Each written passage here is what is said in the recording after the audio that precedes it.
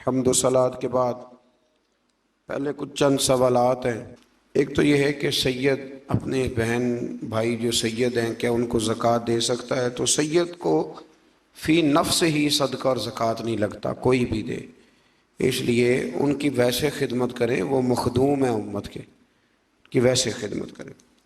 दूसरा ये पूछा गया है कि 50 साल की एक औरत है तो क्या वो बग़ैर महरम के उम्रे के लिए जा सकती है? तो भाई बात यह है कि औरत के लिए महरम के बग़ैर जाना दुरुस्त नहीं है, चाहे उम्र उसकी कितनी भी हो जाए।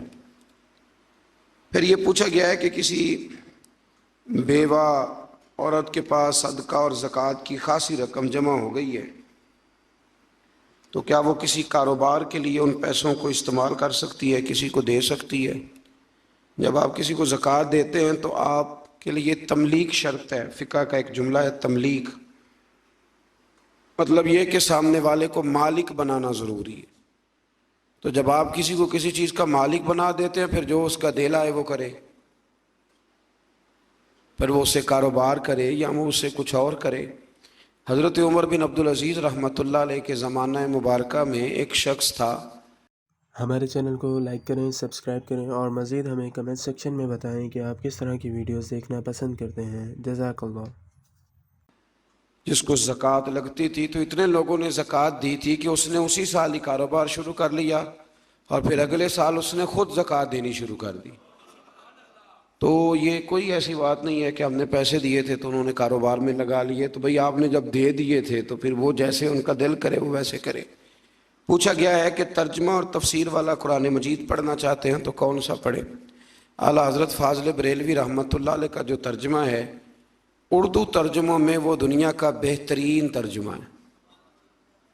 और मतलब ये मैं अकीदत की बुनियाद पे नहीं कह रहा, कराची यूनिवर्सिटी से PhD का मकाला मंजूर हुआ है उर्दू तराजुम पर कि पाकिस्तान में जो उर्दू तर्जुमे उनमें सबसे बेहतरीन तर्जुमा कौन सा है।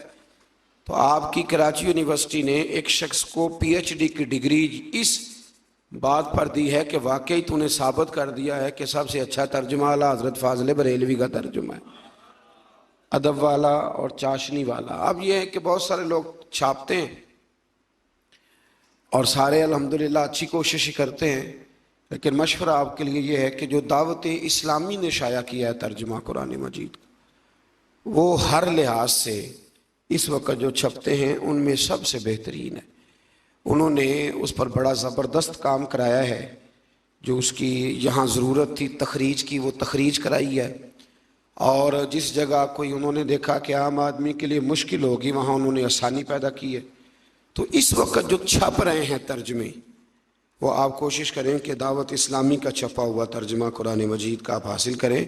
वो एक बड़ा उम्दा काम उन्होंने किया है। आला हज़रत की और भी कई किताबें उन्होंने छापी हैं और जो काम किया बड़ा शानदार किया है, इल्मी और तहकीकी काम। उनकी खिदमात इस मैदान में बड़ी उम्दा हैं। तो आप वो तर्जमा हासिल करें और उसका मुताला करें, और उसके साथ हाशिया है हज़रत सदरुल अफ़ाज़ुल बदरुल ममासिल सैयद नईमुद्दीन साहब मुरादाबादी का, वो हाशिया है। तो बड़ा मज़ेदार काम है। अगर आपको चस्का लग गया ना उसको पढ़ने का कि एक रुकू तर्जमा तफसीर से रोज़ पढ़ना है, शर्त यह है कि मज़ा लग जाए। अगर लग गया ना तो इंशाअल्लाह ताला फिर आप जितनी मर्ज़ी रोटी खा के सोएं, वो आपको आवाज़ ज़रूर देगा कि उठ यार एक दफ़ा पढ़ लें, वो आवाज़ ज़रूर देगा। तो इसलिए ये जो सवालात थे मैंने अर्ज़ कर दिए। आज हमारे सबक का 28वां पारा है। तो 28वें पारे का आगाज़ हो रहा है, इसका नाम है सूरह मुजादिला, झगड़े वाली सूरत।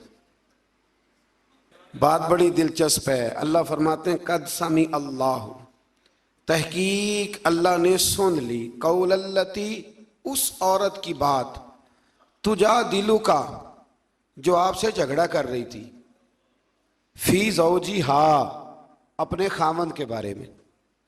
हजरत खौला बिन सालबा रदी अल्लाह ताला अन्हा एक खातून थी, तो उनके खामन ने उनके साथ जिहार कर लिया। एक जिहार होता था अरब के अंदर, वो कहते थे कि औरत को कि तेरी जो है वजूद का फलां हिस्सा वो मेरी माँ के वजूद के फलां हिस्से की तरह है, इससे जिहार लागू आता था, जिहार। वैसे एक शख्स बातों बातों में अपनी बीवी को कह देता है ना बहन या माँ, तो उससे मुंह से निकल गया सबते लिसानी है, जा बहन अपना काम कर, तो इससे कोई जुर्म लागू नहीं होता। लेकिन किसी ने जिहार कर दिया, अब चूंकि ये कुरान और सुन्नत है तो इसमें कुछ बातें बयान करनी पड़ती हैं। अब इस आयत का शान नुज़ूल ही वो है और समझने वाली बात है। तो हज़रत खौला बिन सालबा ने भी अपनी ज़ौजा से कहा कि तेरी जो कमर है वो बिल्कुल ऐसे जैसे मेरी माँ की, इसको जिहार करना कहते थे कि अब मैं तेरे करीब नहीं जाऊँगा। तो ये लफ्ज़ उनकी ज़ुबान से अदा हुए तो इसको जिहार करना कहते हैं। उनकी ज़ौजा बड़ी परेशान हुई, अर्ज़ करने लगी या रसूल अल्लाह सल्लल्लाहु अलैहि वसल्लम, अरब के अंदर जब कि लोग इस तरह कहते थे तो उनकी बीवी उनके लिए जायज़ नहीं रहती थी, फिर वो छोड़ देते थे। मेरे खामद ने कहा है हुजूर अब आप बताएं कि मैं क्या करूं। और अर्ज़ करने लगी या रसूल अल्लाह सल्लल्लाहु अलैहि वसल्लम, बूढ़ी हूँ, अब इस काबिल नहीं हूँ कि कहीं और जा सकूं। और हुजूर उससे अगली बात यह है कि बच्चे मेरे बड़े प्यारे हैं और उनकी तरबियत बड़ी अच्छी चल रही है।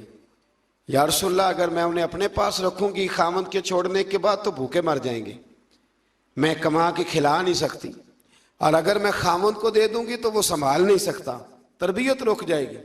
हुजूर फरमाने लगे जरा ठहर जा, अभी इसके बारे में कुरान नाजिल नहीं हुआ, जरा नाजिल हो लेने दे। बूढ़ी औरत थी तो झगड़ने लग गई, कहने लगी नहीं नाजिल हुआ तो मैं क्या करूं, मेरे तो मसले का हल करके दे। या रसूलल्लाह मेहरबानी, ये नाज का झगड़ा है, बेअदबी का झगड़ा, ये नाज है। हुजूर अब मैं किधर जाऊं, महबूबा मैं अब तेरा दरवाजा छोड़ के किधर जाऊं, यहां आई हूं तो यहां से आगे कहां जाऊं।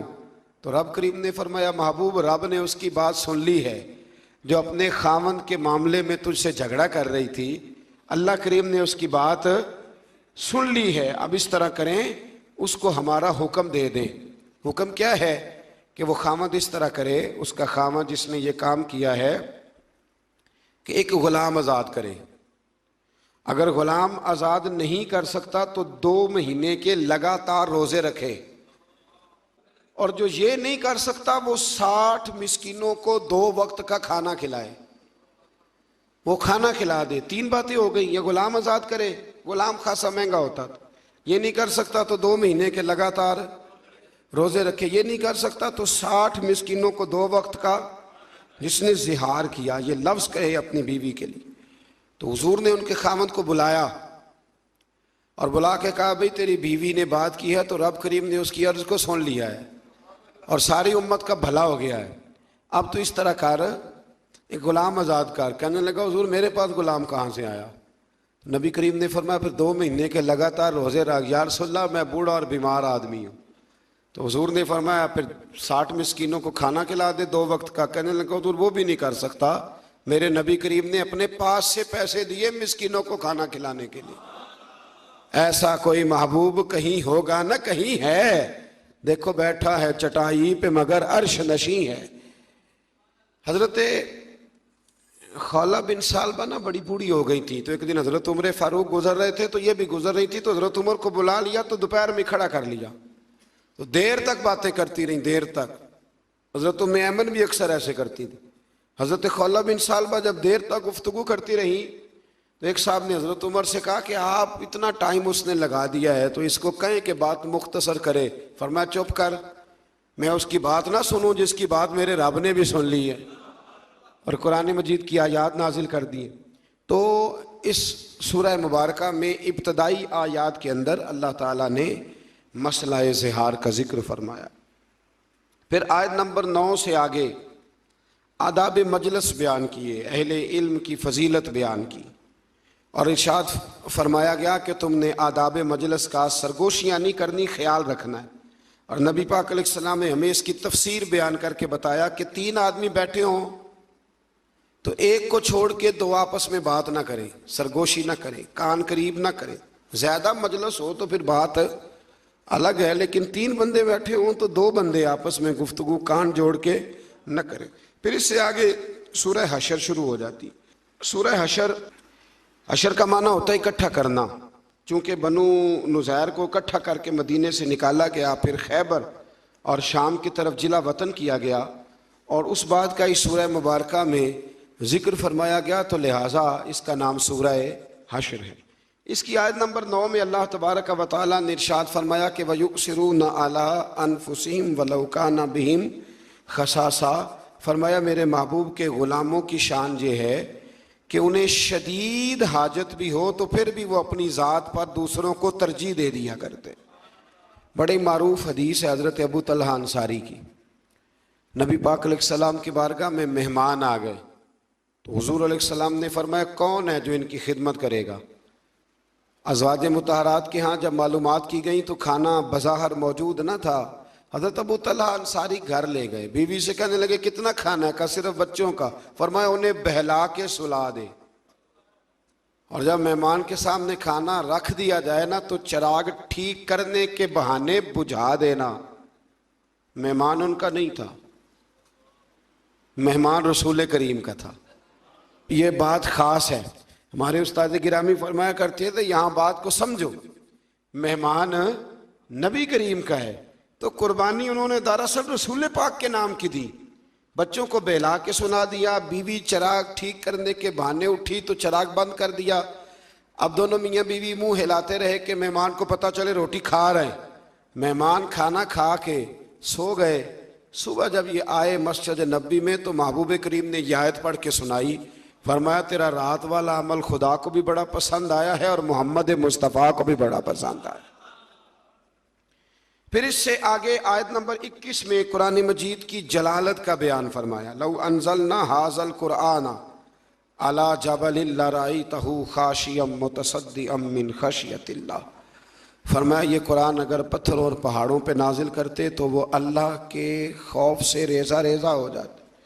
वतिलकल अमसाल नदरिबुहा लिन्नास, ये मिसालें हम लोगों के लिए बयान करते हैं ताकि तुम इनसे अकल हासिल करो, नसीहत पकड़ो। फिर एक आयत जो 10वीं है सूरह हशर की, वो बीच में रह गई, उस पर भी तवज्जो करें। ये जो आयत है ये इसाले सवाब की असल है। वल्लज़ीना जाओ मिन बादिहिम यक़ूलून रब्बना इग़फ़िर लना व लिइख़वानिना अल्लज़ीना सबक़ूना बिल ईमान। बड़े गौर से तर्जुमा सुनना है आपने इस आयत का। फरमाया जो कहते हैं इस माल में उनका भी हक है जो ईमान वालों के बाद आए। कुछ ईमान वाले रुखसत हो गए और फिर ये उनके बाद आए तो ये क्या कहते हैं? ये कहते हैं रब्बना इग़फ़िर लना, ऐ अल्लाह हमें भी बख्श दे, व लिइख़वानिना अल्लज़ीना सबक़ूना बिल ईमान, और हमारे उन भाइयों को भी बख्श दे जो हमसे पहले ईमान लाए। यानी जो दुनिया से चले गए, या अल्लाह उनकी भी बख्शिश। तो पिछले जो होते हैं वो जाने वालों की बख्शिश की दुआ करते हैं। अब लोग फटाफट कह देते हैं कि साले सवाब का क्या मतलब हुआ, जाने वाला जो करके गया उसे अजर मिलेगा। तो भाई कुरान मजीद ने ईमान वालों की शान बयान की है कि जो गुजर जाता है उसके लिए दुआ करते हैं। जब जाते हैं किसी के यहाँ ताज़ियत करने तो क्या कहते हैं? कहते हैं ना दुआ करो। कुछ लोग कहते हैं क्यों करें? बड़ी अजीब लगती है बाज़ बातें। हमारा एक दोस्त है हमारे साथ, उसने पढ़ा है, वो बड़ा समझदार आदमी है, मंतक उसे बड़ी अच्छी आती थी। तो वो रोज़मर्रा की ज़िंदगी पर भी मंतक को लागू करता रहता है। जो लोग चीज़ पढ़ लेते हैं वो लागू होती है। एक बड़े ख़ानदान से उसका ताल्लुक़ है, तो दारे बने होते हैं ना दारे, इसी तरह उन्होंने जगह दी हुई थी। जितने लोग भी फौतगी या कोई खुशी का मौका आता था तो वहाँ लोग तकरीबात करते थे। पहले दारे इसी मकसद के लिए होते थे। फिर महरज आलों ने वो जगह पुर कर दी। तो वो कहते हैं कि एक नमाज जनाजा थी हमारे गांव में, तो एक साहब ने नमाज पढ़ाई तो बाद में हमने कहा दुआ कर लो, तो कहने लगा जनाजे के अंदर ही आ गई, दुआ जनाजे के अंदर ही है। तो कहते हैं वो आलू गोश्त का शोरबा पका हुआ था, तो मैंने कहा हजरत को मेरी बैठक में लाओ, खाना खिलाना है। कहते हैं वो खाने के लिए बैठे तो थोड़ा मिर्च ज़्यादा डाल दिया शोरबे में। तो फौरन खाने के बाद उन्होंने पानी मांगा, तो मैंने कहा शोरबे के अंदर पानी भी है, इसके अंदर पानी। तो कहने लगे नहीं यार तू अब उधर पर चला गया, किधर, पानी पिला, मेरा मुंह जल रहा है। तो कहने लगे आपने वहां तो कहा था कि दुआ अंदर ही है, तो बाहर नहीं होनी चाहिए, तो यहां भी पानी शोरबे के अंदर। कहते मैंने उसे कहा उठा कसम पानी है कि नहीं? कहने लगा जी शोरबा तो पानी से ही बनता है। तो मैंने कहा दोबारा क्यों पी रहा है? और हर बंदा पी रहा है रोटी के साथ पानी, तो क्यों पीते हो? शोरबे में पानी नहीं। ये तो हुई मंतकी दलील। अब मेरे रसूल पाक अलैहिस्सलाम ने फरमाया, जो दुआ तुम फर्ज नमाज के बाद मांगते हो रब जरूर कबूल फरमा लेता है। अल्लाह अपने फजल से कबूल फरमाता है। तो नमाज के अंदर दुआ नहीं मांगी थी, रब्बी जालनी मुकीमस सलात मांगी थी, तो नमाज के बाद क्यों मांगी? इसका मतलब है कि दुआ दुआ ही होती है, वो हर वक्त मांगे जब दिल करे मांगे, जनाजे के अंदर भी मांगे और जनाजे के, और उस पर हदीस अबू दाऊद शरीफ में मौजूद है, नबी पाक ने फरमाया जब जनाजा पढ़ लो तो मुखलिस होकर फिर दुआ मांगो, मुखलिस होकर। अब बड़ी अजीब बात है ना जी कि लोग कहते हैं कि दुआ भी मांगनी है ना, अल्लाह से भी मांगना है तो हमसे पूछ के मांगो कब मांगना है कब नहीं मांगना। भाई रब से मांगना है, उसके बंदे। शब बारात वाले दिन मुझसे किसी ने सवाल पूछा कि लोग कहते हैं इस रात इबादत करनी चाहिए कि नहीं करनी चाहिए। एक टीवी स्टेशन पर मैं जा रहा था, हमारी शायद वो पाकिस्तान की सबसे बड़ी मस्जिद है, उसमें मुझे मौका मिल रहा था, तो मुझे रोक लिया, कहने लगे जी आप ये बताएं कि इस रात इबादत करनी चाहिए कि नहीं करनी चाहिए। तो मैंने कहा यार बड़े अजीब आदमी हो, कई दफ़ा पहले मैं ये बात अर्ज कर चुका हूँ। मैंने कहा अल्लाह की इबादत भी किसी से पूछ के करनी है, इबादत किसकी करनी है, करनी किसने? तो मशवरा लेगा साथ वाले से, यानी किसी को शनाख्ती कार्ड दिखाएंगे कि ये शनाख्ती कार्ड है, अगर तू इजाजत दे तो नफल पढ़ लें। ये क्या फलसफा है? आप भी फटाफट उलझ जाते हैं, भाई हम जाने हमारा खुदा जाने। तो इसलिए अहले ईमान अपने उन गुजर जाने वालों के लिए बख्शिश की दुआ करते हैं। फिर सूरह हशर के आखिर के अंदर अल्लाह ताला ने अपने अस्मा का जिक्र फरमाया है, पढ़ते हैं ना आप वो आयतें, वल्लाहुल लज़ी ला इलाहा इल्ला हु आलिमुल गैब व शहादत वर रहमानुर रहीम। आगे सूरह मुमतहिना शुरू होती है। मैंने आपसे कहा था कि इसी बहाने सूरतों के नाम भी याद कर लेते हैं।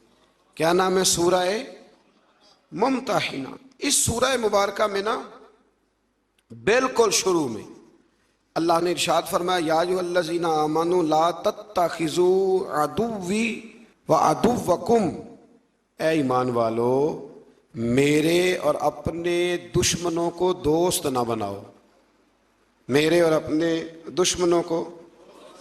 और पीछे भी गुजर चुका है, वक्त नहीं था मैं वहां रोक नहीं सका। फरमाया जिनके दिलों में अल्लाह ने ईमान रखा है ना, वो रब रसूल के दुश्मनों से कभी दोस्ती नहीं करते। दोस्ती मुसलमान से, दोस्ती अल्लाह रसूल के दुश्मनों से कोई दोस्ती नहीं है। रब रसूल के दुश्मनों से क्या दोस्ती करनी? आला हज़रत फरमाते हैं मुल्हिदों से क्या मुरव्वत कीजिए, जो है ही बेदीन उससे मुरव्वत का रिश्ता रखने का क्या माना। यहाँ ना लोगों में जज्बा थोड़ा ज्यादा उठता है, थोड़ा ज्यादा जज्बा उठता है, इंसानियत को दो गज आगे गुजर जाती है। नबी पाक अलैहिस्सलाम जनाजा पढ़ाने गए थे और कब्रिस्तान पहुंच के कहा था मैं इस बंदे का जनाजा नहीं पढ़ाऊंगा, तिरमिजी में मौजूद है। हुजूर क्यों? फरमाया उस्मान गनी से बुग़्ज़ रखता हुआ मरा है।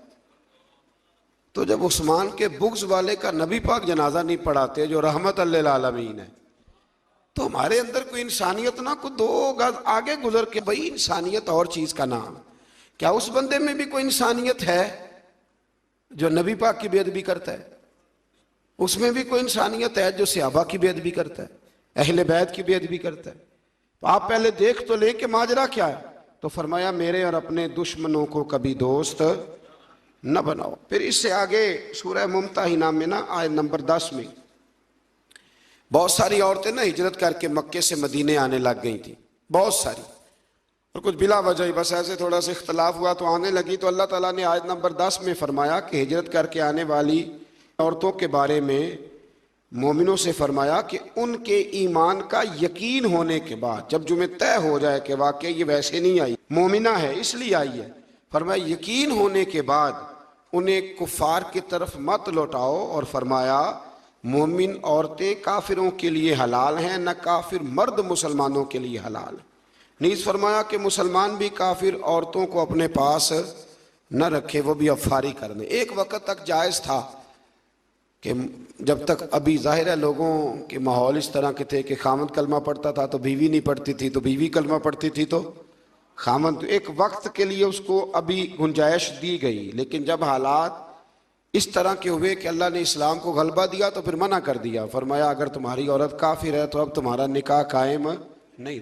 कुछ लोग अभी भी फतवे उठा के लाते हैं, बिलखुसूस बाहर के ममालिक से ऐसे बहुत सारे लोग सवालात भेजते हैं कहते हैं जनाब सुना है अहले किताब के साथ निकाह करना जायज़ है। तो मैंने कहा वो अहले किताब वो होते थे जो अल्लाह की तौहीद पर कामिल यकीन रखते थे। यहाँ तो यहूदी हजरत उज़ैर को अल्लाह का बेटा मानते हैं माज़ल, ईसाई हजरत ईसा को अल्लाह का बेटा मानते हैं, तो अहले किताब कहाँ से हो गए? तो मुशरिक है। वो अहले किताब थे, वो हर नबी को अल्लाह का बंदा और नबी जानते थे, किसी को बेटा न कहते थे। तो ये तो मुशरिक हैं, शरीक बनाते हैं अल्लाह के। ये अहले किताब तो ढूंढने से मिलेगा आपको कोई अहले किताब, अल्लाह समझने की तौफीक अता फरमाए। तो ऐसे ही बड़ी जल्दी रौ में ना बहना चाहिए, बल्कि तहकीक करनी चाहिए। और फिर होता यह है कई दफ़ा कि हम लोगों का प्रोग्राम बन चुका होता है, निकाह करने का प्रोग्राम तय हो चुका होता है। अब ये वाक़यात तेज़ी से हुए हैं तो हमें भी थोड़े से तजर्बात होने लगे हैं। अब कोई आदमी किसी औरत को लेके आता है ना, इसे कलमा पढ़ा दे, मुसलमान होना चाहती है, तो मैं पूछता हूँ क्यों होना चाहती हो? वजह तो होती है ना दीन बदलने की। आप एक नया नजरिया कबूल कर रहे हैं, अल्हम्दुलिल्लाह बड़ा अच्छा कर रहे हैं, पर कोई वजह भी तो बयान करें ना। तो अक्सर वजह यही समझ में आती है कि उन्होंने शादी करनी होती है ज्यादातर। तो वो अब जी शादी होनी है तो लिहाजा कलमा पढ़ा दें। तो ये आप मर्द की खातिर कलमा ना पढ़ें, ना मर्द औरतों की खातिर कलमा पढ़ें। कलमा जब भी पढ़ें अल्लाह रसूल की रजा के लिए पढ़ें। ये इसलिए ना कलमे पढ़ें कि हमने शादियां करनी, शादी का प्रोग्राम बना हुआ था तो लिहाजा। और ऐसे ऐसे अजीब मामलात। एक दफा एक मेरे पास मसला आ गया कि एक ईसाई औरत है तो वो कलमा पढ़ना चाहती है। तो मैंने कहा ठीक है लाएं, देर नहीं करनी चाहिए मुसलमान करने में। तो मैंने थोड़ी सी उससे तहकीक की तो मुझे पता चला कि वो अपने खामन से जान छुड़ाना चाहती है। कलमा पढ़ लेगी तो निकाह खुद ब खुद खत्म हो जाएगा, तो जान छुड़ाना। तो आप तहकीक करें, जरूर इस पे गौर करें। और बड़े सारे लोग जो सपोर्टर बन जाते हैं वो भी जरूर सोचें कि आखिर वो बताए तो सही उसे किस चीज ने मुतासिर किया है। बड़े कम लोग आपको ऐसे मिलेंगे जो मुतासिर होकर तहकीक करके दीन को दिल से कबूल करके आते हैं। ऐसा कोई आए तो उसके तो पैरों के नीचे पर बिछा देने चाहिए, आंखें बिछा देनी चाहिए। इस तरह का कोई आए, अल्लाह तौफीक अता फरमाए। आयत नंबर 12 में अल्लाह ताला ने नबी पाक सल्लल्लाहु अलैहि वसल्लम को फरमाया कि अगर मोमिनात सहाबियात आपसे एक तयशुदा दस्तूर और मंशूर पर बैत करना चाहें तो इनकी बैत कबूल कीजिए और इनके लिए अल्लाह से इस्तिगफार कीजिए। एक मंशूर था, वो मंशूर ये था कि अपनी औलाद को कत्ल नहीं करेंगी, मंशूर ये था कि किसी पर जिना की तोहमत नहीं लगाएंगे, और नबी करीम अलैहिस्सलाम जो नेक काम का हुक्म देंगे उसमें नाफरमानी नहीं करेंगे। तो हुजूर ने औरतों से बैत ली। इसी से हमारे उलमा ने लिखा है कि औरत किसी पीरे कामिल से बैत करना चाहे तो उसकी बैत करना बिल्कुल दुरुस्त है। चूँकि औरतें यहाँ बैत करती थी लेकिन नबी पाक ने किसी औरत का हाथ पकड़ के मुरीद नहीं किया, बल्कि हुजूर जुमले इरशाद फरमाते थे और औरतें जवाब में वो जुमले कहती जाती थी। इसी का नाम बैत है। तो आज भी अगर इस तरीके पे बापर्दा रह के कोई खातून कहीं से कुछ सबक लेती है, कोई रूहानी असबाक याद करती है, तो उसके लिए ये सुन्नत इस आया सूरह मुमतहना की आयत नंबर 12 में मौजूद है। आगे सूरह सफ शुरू होती। इस सूरत के बिल्कुल शुरू में ना अल्लाह तबारक व तआला ने एक खास हुक्म दिया है, एक खास बात की तरफ तवज्जो इरशाद फरमाई है। फरमाया या अय्युहल्लज़ीना आमनू लिमा तक़ूलून मा ला तफ़अलून, ऐ ईमान वालो तुम ऐसी बात क्यों कहते हो जो तुम करते नहीं। हमारे माशरे में बातों की बेकदरी पता कब हुई है? जब बातों को लोगों ने वक्त गुजारने का जरिया समझ लिया है। कुरान कहता है वो बात तुम क्यों कहते हो जिस पर तुम्हारा अमल नहीं है। वैसे भी एक होता है अल्फाज का हेर फेर, उसका मजा नहीं होता, वो कई दफा अदाकारी होती है। एक होता है जज्बात का इजहार, जज्बात का इजहार।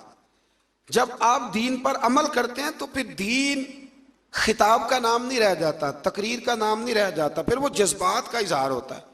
और जब आप जज्बात का इजहार करते हैं तो जज्बे सीधे रूहों से जाके टकराते हैं। तो दीन पर अमल करें। दीन मनाने के लिए नहीं आया, दीन अमल करने के लिए आया। दीन पर अमल करें और आप सिर्फ वो बात करें जिस पर आपका अपना अमल।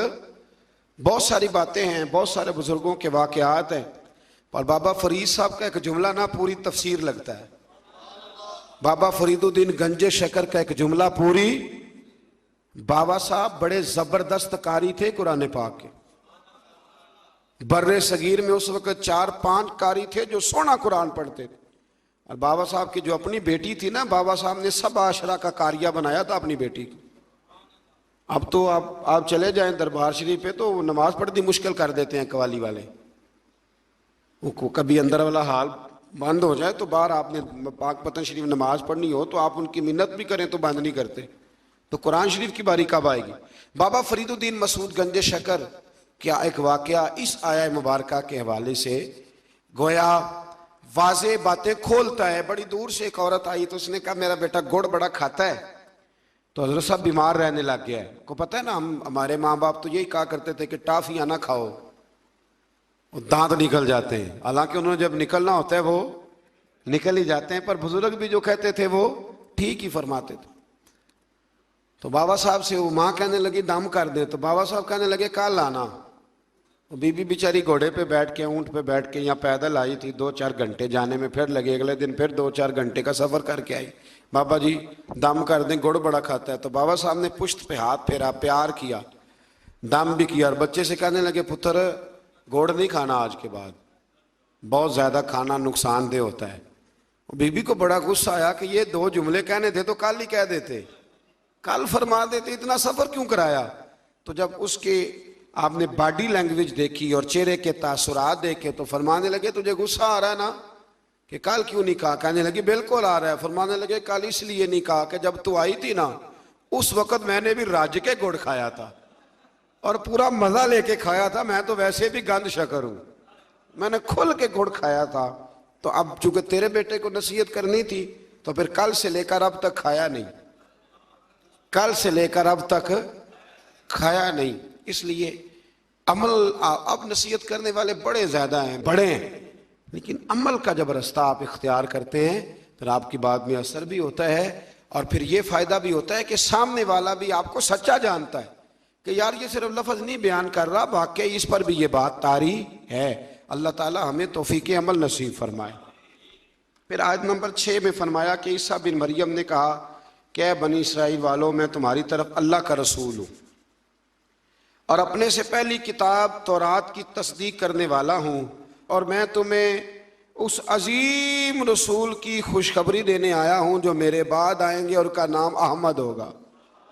मेरे बाद आएंगे और उनका नाम अहमद होगा। तो हजरत ईसा अलैहिस्सलाम ने हुजूर के आने की खुशखबरी दी।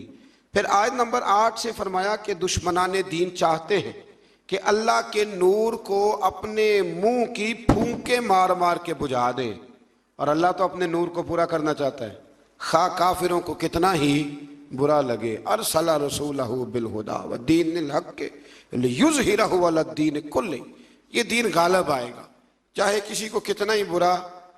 ये मैं नहीं पेश गोई कर रहा, ये कुरान मजीद की आयत पढ़ के सुना रहा हूं। अल्लाह फरमाते हैं किसी को कितना भी बुरा लगे अल्लाह अपने नूर को पूरा। ये लिबरल सारे बोलते हैं तो बोलते रहे, ये जो बेचारे बाहर जाते हैं तो उनको बड़ी शर्म आती है ना कि हम मुसलमान हैं माज़अल्लाह, तो लोग हमें कहते हैं कि वहाँ तो बड़ी खुल के अजानें होती हैं, तो जमातें होती हैं, तो उलमा और मशाइख और मौलवी तो ये जितना मर्जी जोर लगा लें, इस्लाम की फितरत में कुदरत ने लचक दी है, उतना ही ये उभरेगा जितना के दबा दोगे। अल्लाह फरमाते हैं कि हम इस दीन को गालिब करेंगे। फिर अल्लाह तबारक व तआला ने ना सूरह सफ के अंदर, सूरह सफ के अंदर अल्लाह तबारक व तआला ने मोमिनों से कहा कि मैं तुम्हें एक तजारत ना बताऊं, एक कारोबार ना बताऊं। बड़े लोगों से मशवरा करते हैं ना क्या करें, तो अल्लाह फरमाते हैं या अय्युहल्लज़ीना आमनू हल अदुल्लुकुम अला तिजारतिन, क्या मैं तुम्हें एक तिजारत ना बताऊं, तुनजीकुम मिन अज़ाबिन अलीम, वो तिजारत पता क्या करेगी, तुम्हें दर्दनाक अजाब से बचा लेगी। तिजारत ना बताऊं, या अल्लाह बता। फरमाया तुमिनून बिल्लाहि व रसूलिही, वो तिजारत ये है कि रब उसके रसूल पर पुख्ता ईमान ले आओ, और फिर क्या करो, व तुजाहिदून फी सबीलिल्लाहि बि अमवालिकुम व अनफुसिकुम, फिर तुम अपने मालों और जानों से उसके रास्ते में जिहाद करो। गोया रब कहता है तुम मेरी तरफ लग जाओ, ये तिजारत बड़ी शानदार है। और हज़रत अबू बकर सिद्दीक के कौल ने तफसीर कर दी, फरमाने लगे तू रब की तरफ तवज्जो कर ले, रब की तेरी तरफ तवज्जो हो जाएगी, रब की तेरी तरफ। और ये शर्त है, जब आपने तवज्जो करानी हो तो आपको तवज्जो करनी भी पड़ेगी। अब हम लोग ना लाडले बड़े बनते हैं, हम कहते हैं करना कराना कुछ ना पड़े, हमारे लाड देखे जाएं। और मियाँ लाड लोड कोई नहीं देखे जाते, पक्की बात। अब्बा जी को भी वही बच्चा अच्छा लगता है जो काम सही करे। ये लालच नहीं, ये उनका खुलूस है अपने बच्चे के साथ। अगर वो काम ठीक करेगा तो वो मोहताज नहीं होगा किसी का, अपने भाइयों का दस्ते नगर नहीं होगा, वो दूसरों के साथ भी अच्छा सलूक करने वाला होगा। तो कमाऊ पुत्र अच्छा लगता है, ये अच्छी बात है। तो इसी तरह जो जिहाद करे अल्लाह के रास्ते में, वो रब रसूल को भी अच्छा लगता है। फिर आगे अल्लाह तबारक व तआला ने ना सूरह जुमा का बयान फरमाया।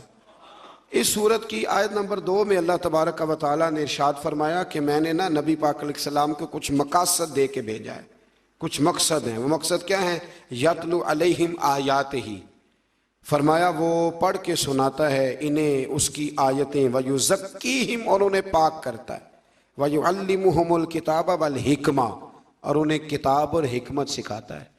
नबी पाक ने सिर्फ कुरान नहीं सिखाया, साथ हिकमत भी सिखाई। हिकमत दीन की रूह है। ये हिकमत का तर्जमा शेख सादी ने किया है। फरमाते एक मन इल्म हो ना तो संभालने के लिए 10 मन अकल की भी जरूरत है। शर्त यह है कि मन हो भी, सवा पाना हो गई। 2 मसले याद करके तो कहता मैंने 21 मौलवियों से पूछा, मेरा नहीं किसी ने भी हल किया। वो मसला नहीं होता, कोई पहेली होती, तो हम अड़ जाते हैं। ऐसा न करें। फिर इससे आगे ना अल्लाह तबारक व तआला ने सूरह जुमा के अंदर ही जुमे की फर्जियत का बयान फरमाया। या अय्युहल्लज़ीना आमनू इज़ा नूदिया लिस्सलाति मिन यौमिल जुमा, ए ईमान वालो जब तुम्हें बुलाया जाए नमाजे जुमा के लिए, फसऔ इला ज़िक्रिल्लाह, तो फिर तुम अल्लाह के जिक्र की तरफ दौड़ कर आओ। कब बुलाया जाए? पहली अजान की दूसरी? हम कब दौड़ के जाते हैं? और बड़े बड़े बहाने, बड़े बड़े बहाने। कहते हैं जी हजरत साहब पिछले साल वाली तकरीर कर रहे हैं इसलिए मैं लेट जा रहा हूँ। तो मैंने आपको बताया था कि कुरान में एक एक मजमून 9-9 दफ़ा बयान हुआ है। तो वो सिपारा आप छोड़ देंगे जहाँ दोबारा बात बयान हो रही? क्या बात करते हैं आप, बड़े बड़े अजीब बहाने। भैया वक्त पे जाएं, टाइम पे जाएं। फसऔ इला ज़िक्रिल्लाह, दौड़ के जाओ अल्लाह के जिक्र की तरफ। तो पहली अजान हो जाए तो अब आपकी जिम्मेदारी है कि आप सारा कुछ छोड़ छाड़ के तो मस्जिद की तरफ सफ़र करें। आगे सूरह मुनाफिकून शुरू हो रही है। बड़ा बेनियाज है ना, मुनाफिकों के नाम पे भी सूरत रख दी है, बेनियाज है। पूरी सूरत है मुनाफिकून। मुनाफिक उसको कहते हैं जो जुबान से तो बड़े दावे करता है इस्लाम के, लेकिन अंदर उसके इस्लाम नहीं होता। तो अल्लाह ताला ने इसकी पहली आयत में फरमाया इज़ा जाअकल मुनाफिकून कालू नशहदु इन्नका लरसूलुल्लाह, फरमाया महबूब मुनाफिक आपकी खिदमत में हाजिर होते हैं तो कहते हैं हम गवाही देते हैं कि आप अल्लाह के रसूल हैं, आप अल्लाह के रसूल हैं। फरमाया वल्लाहु यअलमु इन्नका लरसूलुहु, अल्लाह भी जानता है कि आप अल्लाह के रसूल हैं। वल्लाहु यशहदु, लेकिन अल्लाह गवाही देता है कि इन्नल मुनाफिकीन लकाज़िबून, कि बेशक मुनाफिक झूठ बोल रहे हैं। उन्होंने क्या कहा था? ये झूठ है। अल्लाह कहता है झूठ बोल रहे हैं। उन्होंने क्या कहा था? आप अल्लाह के, अल्लाह क्या फरमाता है? झूठ बोल रहे हैं। क्योंकि मुनाफिक हैं, झूठ बोल रहे हैं क्योंकि मुनाफिक। और मुनाफिक की अलामत ये है कि जो बात करता है तो सच्ची करता, वो झूठ बोलता है। बड़ी बातें सूरह मुबारका में अल्लाह तबारक व तआला ने इरशाद फरमाई। इसी सूरह मुनाफिकून की ना आयत नंबर 5, मुनाफिक कौन है? फरमाया वाइज़ा क़ील लहुम तालौ यस्तग़फिर लकुम रसूलुल्लाह, जब उन मुनाफिकों से कहा जाता है ना आओ अल्लाह के रसूल तुम्हारे लिए अल्लाह से मग़फ़िरत तलब करे, आओ नबी पाक के पास चलें वो तुम्हारे लिए अल्लाह से, तो अल्लाह फरमाते हैं लव्वौ रऊसहुम, वो अपने सर फेरते हैं। आप उन्हें देखेंगे कि वो अपने कहते हैं उधर नहीं जाना। ये कुरान है, कोई चोट नहीं किसी पे। मुनाफिक की इलामत है। उसे कहो आओ नबी पाक के पास चले, ना नमाज का इनकारी, ना ज़कात का इनकारी, ना हज का इनकारी। इनकारी किस बात का है? आओ नबी पाक के पास चले तो लव्वौ रऊसहुम, अल्लाह कहते सर मारता है, कहता है वहां जाना, सर घुमाते हैं। वरअयतहुम, और आप उन्हें देखेंगे यसुद्दून वहुम मुस्तकबिरून, आप उन्हें देखेंगे कि वो रुक रहे हैं। और एक माना यहाँ उलमा ने ये किया, रुक भी रहे हैं और दूसरों को रोक भी रहे हैं। वहुम मुस्तकबिरून, और तकब्बुर कर रहे हैं। कहते हैं यहां बैठ के माफी मांगेंगे तो कबूल नहीं होगी, तकब्बुर करते हैं। अब अल्लाह क्या कहता है? अल्लाह को पता है कि मेरे हबीब ने ना इन बेईमानों के लिए भी दुआकारी देनी, मैंने बनाया जो रहमत लिल आलमीन। तरह फरमाता है सवाउन अलैहिम, महबूब इन पर बराबर है, अस्तगफरत लहुम अम लम तस्तगफिर लहुम, महबूब इन पर बराबर है, आप इनके लिए मगफिरत तलब करें या न करें, लन यगफिरल्लाहु लहुम, अल्लाह इन्हें माफ कोई नहीं करेगा। आप बख्शिश मांगे या ना मांगे, ये जो कहते हैं ना तेरे पास नहीं आना, तो ना आए फिर अल्लाह भी माफी कोई नहीं देगा। आप मुझे बताओ, मक्का शरीफ में भी कभी किसी ने रोका है कि इधर ना जाओ तो उधर ना जाओ? कहाँ रोकते हैं? क्यों? कहाँ जाने से? मस्जिद नबी में दाखिल होने से रोकते हैं? नहीं। कहाँ रोकते हैं? पक्की पक्की ड्यूटी, पक्की बात और पक्का जनाब काम, पड़ा पक्का। ये बात मैं क्यों कर रहा हूं यहां बैठ के? इसलिए कर रहा हूं कि वो हुदूदे हरम में बैठकर हमारे किसी जाहिल को पकड़ के उसकी वीडियो बनाते और फिर लोगों को बताते हैं ये इनका अकीदा है। खुदा का खौफ करो, तुम्हें ऐसा ना करना चाहिए। जब अल्लाह कहता है वलौ अन्नहुम इज़्ज़लमू अनफुसहुम जाओ, महबूब जब ये अपनी जानों पे जुल्म करें तो तेरे पास आए। मैंने एक को वहां कहा कि अल्लाह तो ये फरमाता, कहता ये हुजूर की जिंदगी तक आयत थी। मैंने कहा ये कहां लिखा है? ये कहां लिखा है? हम कोई बात बयान करें तो कहते दिखाओ कहां लिखा है। कहां लिखा है कि यह आयत हुजूर की हयात ज़ाहिरी तक थी? लिखा है कहीं? कुरान मजीद हुजूर की हयात ज़ाहिरी तक है। तो फिर तो लोग कह देंगे ज़कात का हुक्म भी तब तक ही था, नमाज का भी। ये अजीब फजूल फलसफा है। अल्लाह कहता है जाओ तो कहते हैं जी नहीं ये ना जी हुजूर की हयात तक थी। तो हजरत अबू अयूब अंसारी रदी अल्लाह मुस्नद इमाम अहमद बिन हम्बल में मौजूद है और वहाँ सारे हम्बली कहलाते हैं। खलीफा अब्दुल मलक बिन मरवान कहता है मैं रात के वक़्त रोज़ा रसूल पे आया तो मैंने एक शख्स को ना नबी पाक की कब्र पे लेटे हुए देखा और वो अपने रुखसार हुजूर की कब्र अनवर से रगड़ रहा था। मैंने ठोकर लगाई, मैंने कहा तुझे पता है तू क्या कर रहा है? तो कहते जब उन्होंने नज़र उठाई तो मैं हैरान हो गया, वो हज़रत अबू अयूब अंसारी थे और मुझे कहने लगे मैं किसी बुत के पास नहीं आया, मैं रसूल करीम की बारगाह में आया। तो वो तो हुजूर की कब्र अनवर के बारे में कहते हैं कि मैं नबी पाक के पास आया। तो ये अल्लाह ताला ने उनकी अलामत बयान की। अल्लाह ताला हमें समझने की तौफीक अता फरमाए।